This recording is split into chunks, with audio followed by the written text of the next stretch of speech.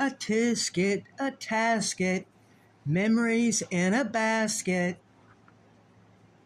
Isn't it strange how things can trigger certain memories?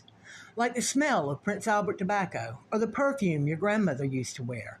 A song you hear, the guardian angel crossing bridge with children, print you see at the store. Little things that may not mean a hill of beans to most people, but they have the ability to transport you right back to your childhood. One of my dearest cousins recently told me about a certain basket that took her back. She told me about a basket full of memories. She and I are in two different generations. My grandfather and her father were brothers. My grandfather was 13 years older than her father, and her father was in his mid 50s when she was born.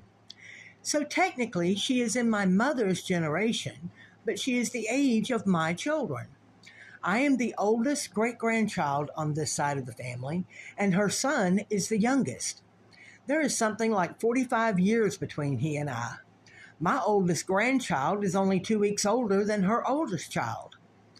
She and I grew up much differently. My father was in the military, so we moved often and were only home in Georgia for quick visits. I didn't get to grow up with family. I didn't get to know my family other than recognizing names until I was in my mid-teens. She, on the other hand, was raised primarily around the family. Due to the age of her father, her view was different.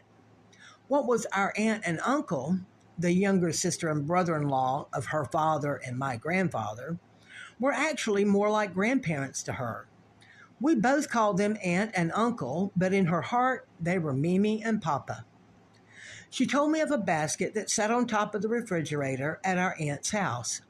It was filled with goodies like Little Debbie Nutty Buddy bars and fudge rounds. She remembered her daddy picking her up as a small child so she could reach into the basket and get her favorite, fudge rounds. She, like all of us, grew too big to be picked up, so our aunt, uncle, or her daddy would take the basket down for her to get the treat.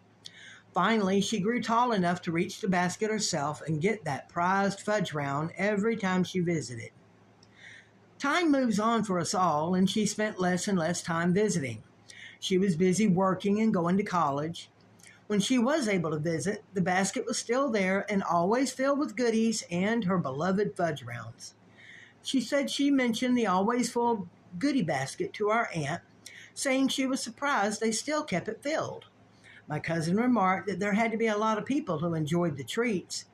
Our aunt smiled and said that yes, people did like it, but she knew the fudge rounds were her favorite, so she always made sure they were there.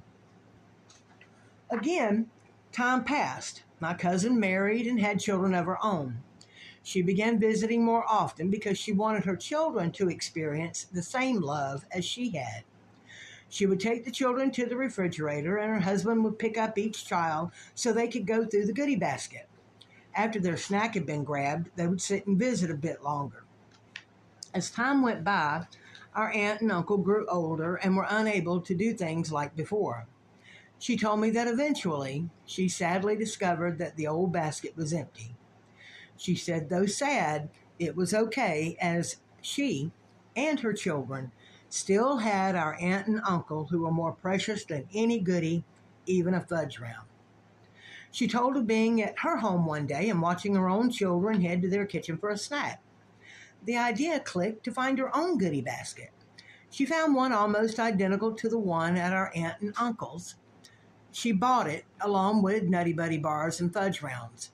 Her children were happy to see what she had done, and as time went on, all the friends of her children also learned about the goodie basket. Time can be a thief, and it took our aunt and uncle home. My cousin's children are now teenagers, and they and their friends still enjoy the goodie basket. It is so much more than just a basket of goodies. It's a connection to her past, to her childhood, and to the two very precious people who were aunt and uncle, but more like Papa and Mimi. My cousin knows how lucky she was growing up around family, especially our aunt and uncle. No sweeter, more loving, more family-oriented people could ever be found this side of heaven. Now, Go get yourself a basket, fill it with whatever goodies you think would be preferred, and start your own timeline of a tisket, a tasket, memories in a basket. In loving memory of Uncle Frank and Aunt Yvonne Henry Archer.